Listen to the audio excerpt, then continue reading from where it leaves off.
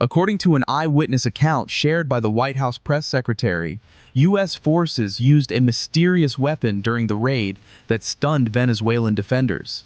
Some speculate it could have been an advanced sonic or directed energy system, while others suggest it may have functioned like high-tech flashbang devices, overwhelming those inside, not with traditional firepower, but with disorientation and loss of response. The guard who claimed to have witnessed the events said that radar systems suddenly shut down, and drones appeared overhead before anything else happened. Then, from about 8 helicopters, roughly 20 U.S. soldiers dropped into the area, a small number compared to the hundreds of defenders, but technologically very advanced, as the witness described. "They didn't look like anything we fought against before," the guard said.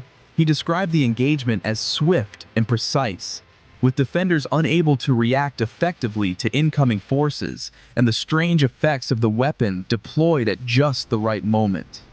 Whether the weapon was truly sonic, a form of directed energy, or a series of flashbang-like systems designed to disorient and incapacitate, the result was the same.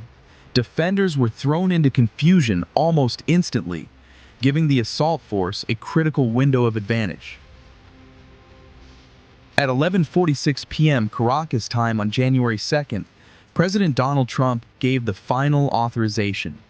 With that decision, nearly 200 American operators from Delta Force and SEAL Team 6 were cleared to deploy, and the stage was set for what would become Operation Absolute Resolve.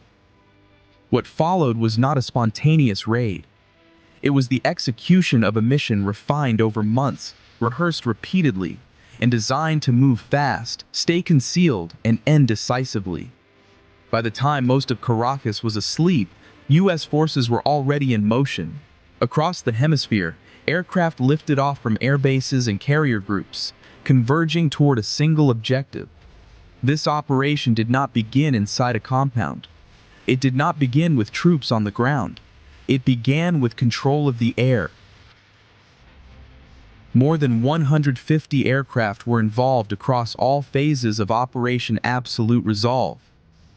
Fighters, surveillance platforms, electronic warfare aircraft, drones, and helicopters operated as a single integrated system, launched from dozens of locations on land and at sea. At the front edge of that effort were EA-18 Growlers, which moved first.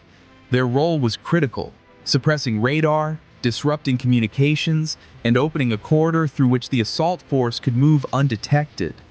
Once that corridor was established, air dominance was locked in. As one senior officer later described it, this was the kind of operation only the United States could execute at this scale. As the night progressed, the next phase began.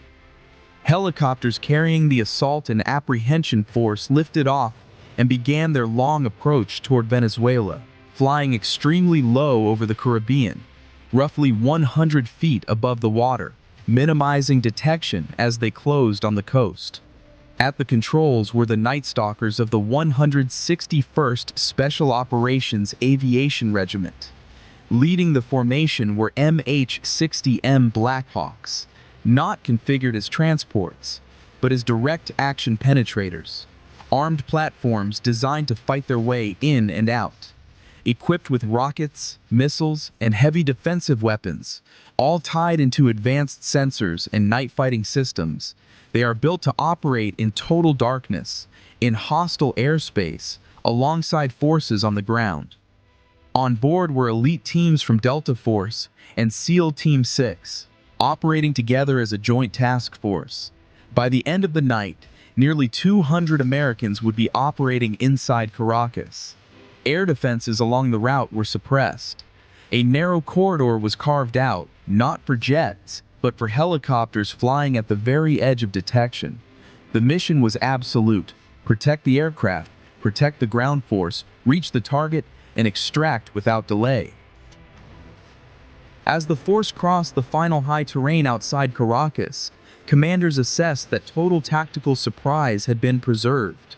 the helicopters continued their low-level approach. At 2:01 a.m. Caracas time, the assault force reached the target area. Almost immediately, something unusual unfolded on the ground. According to later accounts, Venezuelan defenders experienced sudden disorientation, confusion, loss of coordination, and an inability to respond effectively in the opening moments of the assault. While no official details were released, some sources suggest a previously undisclosed system was used, possibly a form of sonic or directed energy technology, or advanced disorientation devices, similar in effect to high-intensity flash systems. Whatever the exact mechanism, the effect was decisive. Defensive reactions stalled, command and response broke down, entry points were secured, key areas were isolated. Any chance of a coordinated response was eliminated almost immediately. Real-time intelligence flowed continuously between air and ground elements, allowing teams to move through a dense, high-risk environment with precision. Overhead, tactical aviation never left. Inside the secured areas, Nicolas Maduro and his wife Celia Flores attempted to reach a reinforced safe room. They were intercepted before they could get there. They surrendered. They were taken into custody. The primary objective of Operation Absolute Resolve had been achieved, but the most dangerous phase was still ahead. Extraction began almost immediately. Helicopters returned under constant air cover as fighter aircraft and unmanned systems formed a protective umbrella over Caracas. During the withdrawal phase, there were additional self-defense engagements, all controlled, all contained. By 4:29 a.m. Caracas time, the force was back over open water. Maduro and his wife were now aboard U.S. aircraft, heading offshore. Waiting in international waters was the USS Iwo Jima, an amphibious assault ship designed to serve as a floating base for missions exactly like this. Helicopters landed. Personnel disembarked. The detainees were transferred aboard under secure conditions. What began with aircraft launching across the hemisphere ended on the deck of a single ship. By sunrise on January 3, 2026, Nicolas Maduro was no longer in Venezuela. A mission planned for months, executed in hours, involving elite ground units and some of the most advanced systems ever deployed, had reached its conclusion. This was not just a capture, it was a demonstration of reach, coordination, and precision on a global scale. But one question now looms larger than all the others. Did President Trump authorize the use of a classified weapon, possibly deployed for the first time in combat, to ensure the operation's success? That answer is still unfolding. Thank you for watching. If this breakdown helped you understand how the operation came together, consider liking the video, subscribing, and sharing your thoughts in the comments. This story isn't finished yet. I'll see you in the next one.